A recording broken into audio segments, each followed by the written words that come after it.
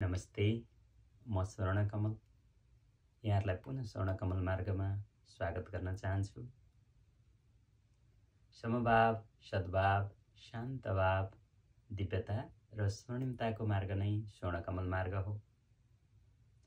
समभाव र सद्भाव के हुन् भन्ने बारेमा हामीले योभन्दा अगाडि चर्चा गरिसकेका छौँ।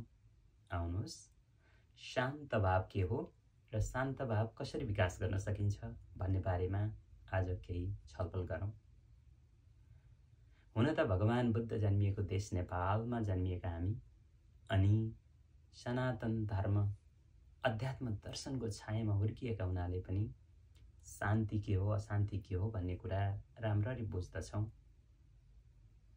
शान्त भाव हाम्रो स्वभावमा नै अन्तर्निहित छ, मात्र हामीले केही प्रयत्न गर्नुपर्दछ र त्यसलाई पहिचान गर्नुपर्दछ, व्यवहारमा उतार्नु पर्दछ। हाम्रा विभिन्न वैदिक शास्त्रहरूले शान्त भाव के हो, शान्ति कसरी प्राप्त गर्न सकिन्छ, यसको बाटो के हो भनेर बताएका छन्। जस्तो भगवत गीताको 6औं अध्यायको 7औं श्लोकलाई हेर्यौँ भने पनि प्रष्ट हुन्छ। भनिएको छ, जितात्मन प्रशान्तस्य परमात्मा समोहित शीतोष्ण सुख दुखेषु तथा मानपमानय।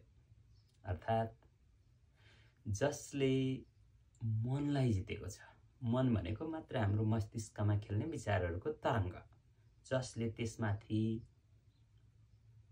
अधीन लिएको छ अथवा त्यसमा नियन्त्रण लिन सकेको छ, त्यो व्यक्ति परमात्मामा समाहित हुन्छ, परमात्मा प्राप्त गरेको हुन्छ।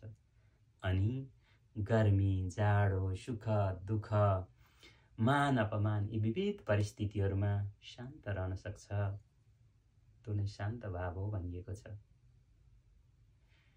उदाहरणका लागि हामीले कुनै ठाउँमा रहेको तलाउलाई लिन सक्दछौँ, जुन तटस्थ रूपमा छ, कति पनि पानीको बहाव छैन, कति पनि हावाको बहाव छैन भने जुन तरिकाको शान्तपना, तटस्थता त्यसमा देखिन्छ, त्यो भाव नै शान्त भाव हो। बुद्ध दर्शनको अष्टाङ्गिक मार्गमा पनि विपश्यना लगायतका अन्य ध्यान विधिहरूबाट हामी शान्ति प्राप्त गर्न सक्दछौँ भनिएको छ।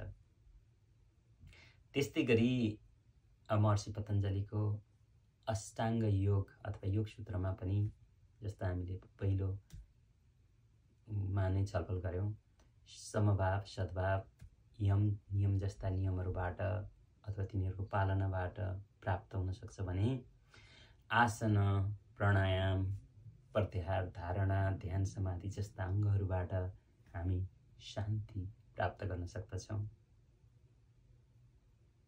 शान्त भावबाट नै स्वर्गीय आनन्दता प्राप्त हुन्छ। यसकारण शान्तिको बाटो के हो, कसरी शान्त रहन सकिन्छ, त्यो बारेमा अभ्यास गरौँ। अभ्यासबाट नै हामी सफल हुन सक्छौँ। यति भन्दै आजलाई यहीँ बिट मार्न चाहन्छु। हस्त।